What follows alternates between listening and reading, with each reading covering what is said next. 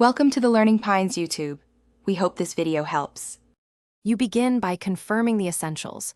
You must be an admin and business manager and the page owner or have admin rights on the page. Once done, make sure two-step verification is enabled on your account. This prevents access problems later. Now open Business Settings, select Accounts, then Pages.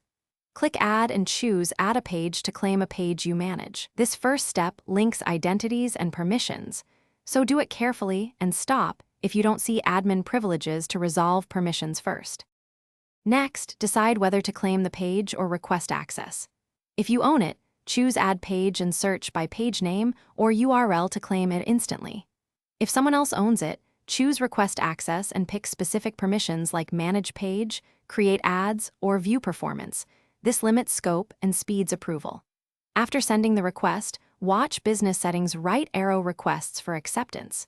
Make sure to message the current page admin to approve quickly. Communication prevents delays and clarifies what access you actually need.